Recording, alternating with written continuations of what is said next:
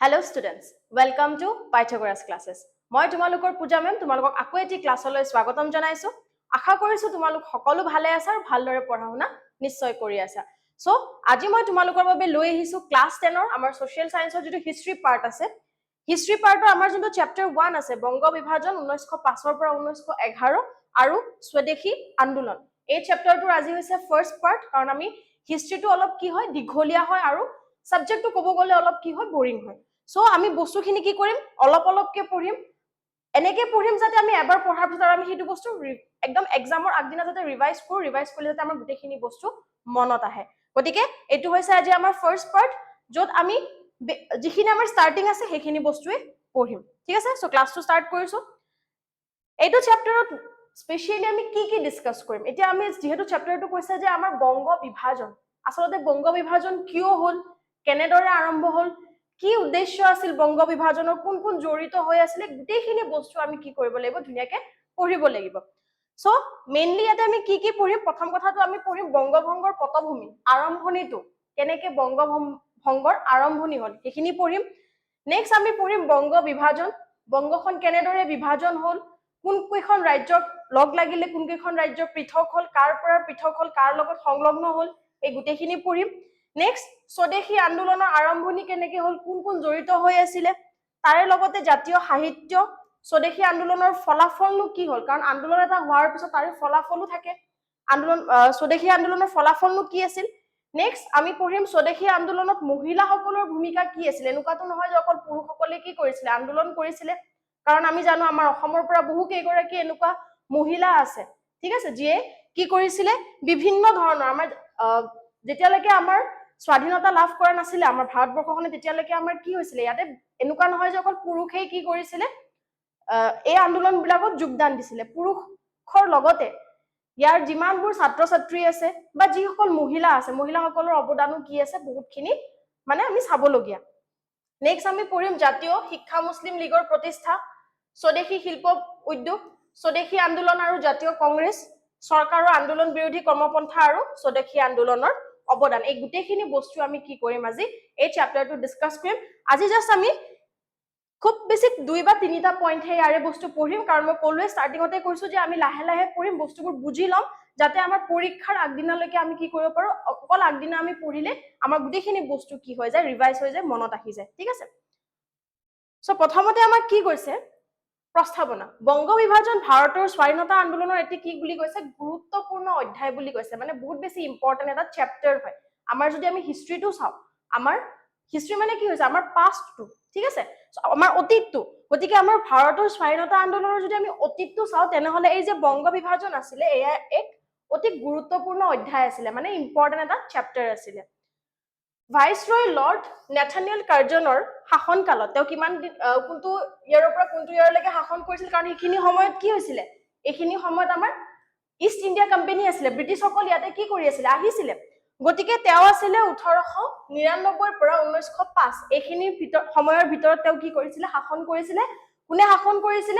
ভাইসৰয় lord Nathaniel Curzon মই তোমালোকক সদায় এটা বস্তু কওঁ যে যেতিয়াই তোমালোকে ভিডিওটো চাই আছা বা তোমালোকে যেতিয়া ক্লাছটো কৰি আছা তোমালোকে কি কৰিবা নিজৰ নিজৰ কিতাপকেইখন লৈ লবা কিয় কাৰণ যেতিয়াই মই কওঁ যে তোমালোকে হয়তো দেখিছা স্ক্ৰিনত যিখিনি ইম্পৰ্টেন্ট লাইন থাকে সেইখিনি মই সদায় বোল্ড কৰি দিও বা নহলে বা মই কি কৰি দিও কালাৰ কৰি দিও কাৰণ তোমালোকে যাতে সেই বস্তুখিনি কি কৰিলো আন্ডাৰলাইন কৰিলো আৰু পঢ়াৰ সময়ত যাতে কি কৰিব পৰা ধুনিয়াকে যেতিয়া নোটছবোৰ বনাবা নোটছ বনোৱা হেবিটছটো এতিয়াৰ পৰাই কৰিব লাগিব কাৰণ ক্লাছ 10 পাইছা নেক্সট ইয়াৰ তোমালোকে সকলোৰে যি সপোনৰ এখন এখন কলেজ আছে কলেজত যাবা গতিকে এতিয়াৰ পৰাই তোমালোকে নোটছ বনোৱা হেবিটটো কৰিব লাগিব সো তোমালোকে ধুনিয়াকে আন্ডাৰলাইন কৰি লবা যে কোন আছিল ভাইসৰয় লৰ্ড নেথানিয়েল কাৰ্জন এইজন হৈছে ভাইসৰয় লৰ্ড নেথানিয়েল কাৰ্জন আৰু তেওঁৰ শাসনকাল আছিল 1899 পৰা 1905 চন সো সংঘটিত বংগ বিভাজন ভাৰতৰ ৰাজনৈতিক ইতিহাসৰ এটা যুগান্তকাৰী ঘটনা বিশাল বংগ প্ৰদেশখনক কি কৰিছিল দুভাগ কৰি দুখন প্ৰদেশ সৃষ্টি কৰা এই সিদ্ধান্তৰ সৰ্বভাৰতীয় প্ৰেক্ষাপটত ব্ৰিটিছ শাসনৰ বিৰুদ্ধে এটা জনসংগ্ৰামৰ সূচনা কৰিছিল আসল কাৰণটো কি আছিল যে বংগ প্ৰদেশখনক কি কৰিছিল দুটা ভাগত ভাগ কৰিছিল দুটা ভাগত ভাগ কৰাৰ কি লৈছিল এটা সিদ্ধান্ত লৈছিল যাৰ কাৰণে যিসকল সাধাৰণ লোক আছিল তেওঁলোকে কি কৰিছিল ব্ৰিটিছৰ এগেইনষ্টত তেওঁলোক কাজিয়া কৰিবলৈ বা ব্ৰিটিছৰ এগেইনষ্টত যাবলৈ তেওঁলোক বাধ্য হৈ পৰিছিল ঠিক আছে এতিয়া মই এটা এক্সাম্পল দিওঁ এতিয়া বোলে আমাৰ ভাৰতবৰ্ষখনক দুটা ভাগত ভাগ কৰি দিলে ঠিক আছে এটা ভাগ বোলে পঠিয়াই দিলে পাকিস্তানত এটা ভাগ ভাৰততে থাকিল এতিয়া ইমান বছৰে যিসকল মানুহ ভাৰতীয় বা যিসকল মানুহ ভাৰতত বসবাস কৰি আছে হঠাৎ যদি তেওঁলোকক ভাগ কৰি দিয়া হয় তেওঁলোকক যদি পাকিস্তানলৈকে এটা ভাগ পঠিয়াই দিয়া হয় কোনোবা জানো যাবলৈ বাধ্য হ'ব কেতিয়াও নহয় আমি কেতিয়াও বাধ্য নহম হয়নে নাই ঠিক এই বস্তুটোৰ কাৰণে কি হৈছিলে এই আন্দোলনৰ আৰম্ভ হৈছিলে যে স্বদেশী আন্দোলন আমি পঢ়িম লাষ্টত গতিকে আৰম্ভণিটো এইটোৱে আছিলে যে তেওঁলোকে বিচাৰিছিলে বংগ প্ৰদেশখনক দুটা ভাগত ভাগ কৰিবলৈ সো সিপাহী বিদ্ৰোহ কেতিয়া হৈছিল 1857 খ্ৰীষ্টাব্দত পিছত বংগ বিভাজনক ভাৰতীয় ৰাজনৈতিক ইতিহাসৰ দ্বিতীয়টো উল্লেখনীয় ঘটনা বুলি ক'ব লাগিব মানে প্ৰথমতে যে সিপাহী বিদ্ৰোহ হৈছিল সিপাহী বিদ্ৰোহৰ পিছত মানে দ্বিতীয়টো উল্লেখযোগ্য ঘটনা কি আছিল এই বংগ বিভাজন ঠিক আছে 19 শতিকাৰ শেষৰ পিনে আৰু 20 শতিকাৰ আৰম্ভণিতে বংগদেশৰ জাতীয় জাগৰণে শক্তিশালী স্থিতিত উপনীত হৈছিল বংগবাসীৰ এই জনজাগৰণে ইংৰাজ চৰকাৰক চিন্তিত কৰি তুলিছিল আৰু এই জাগৰণ মূৰ কৰিবলৈকে ভাইসৰয় লৰ্ড কাৰ্জনে পূৰ্ববংগক অসমৰ সৈতে সংলগ্ন কৰি কি কৰিছিলে পূৰ্ববংগ আৰু অসম নামৰ এখন প্ৰদেশ গঠন কৰিছিল মানে কাৰণটো কি আছিল প্ৰথম কথাটো হ'ল যে 19 শতিকাৰ শেষৰ পিনে আৰু 20 শতিকাৰ আৰম্ভণিত বংগদেশত জাতীয় জাগৰণে বংগদেশত মানে কি হৈছিল এক জাতীয় জাগৰণৰ সৃষ্টি হৈছিল কাৰণ ইতিমধ্যে ইংৰাজসকল আহি পিনে ইয়াতে বাস কৰিছিল ইংৰাজসকলে কি কৰিছিল গোটেই ভাৰতবৰ্ষখনৰ নিজৰ অধীনত কৰি লৈছিল আৰু তেওঁলোকে কি কৰিছিল নিজৰ ইচ্ছামতে চলাই গৈছিল সকলো মানুহক অত্যাচাৰ কৰিছিল ঠিক আছে আমি অসমতো জানো যে ব্ৰিটিছে অসমত কিমানখিনি অত্যাচাৰ কৰিছিল কৰ বঢ়াই দিছিল আনকি পান তামুলৰ ওপৰতো কৰ বঢ়াই দিছিল ঠিক আছে সো তেওঁলোকে যেতিয়া দেখিলে ইংৰাজসকলে যেতিয়া দেখিলে যে মানুহবোৰ চোন একগোট হৈ পিনে আমাৰ এগেইনষ্টত কাম কৰি আছে আমাৰ এগেইনষ্টত তেওঁলোক মানে যুদ্ধৰ বা কাজিয়াৰ সৃষ্টি কৰিব ধৰিছে তেতিয়া তেওঁলোকে কি কৰিলে তেতিয়া লৰ্ড কাৰ্জনে কি কৰিলে ভাইস কোনে কৰিছিলে মনত ৰাখিবা নামটো ভাইসৰয় লৰ্ড কাৰ্জনে এইবোৰ কিন্তু ধুনিয়াকে নোট ডাউন কৰি লবা সো ভাইসৰয় লৰ্ড কাৰ্জনে পূৰ্ববংগক কি কৰিলে অসমৰ সৈতে সংলগ্ন কৰি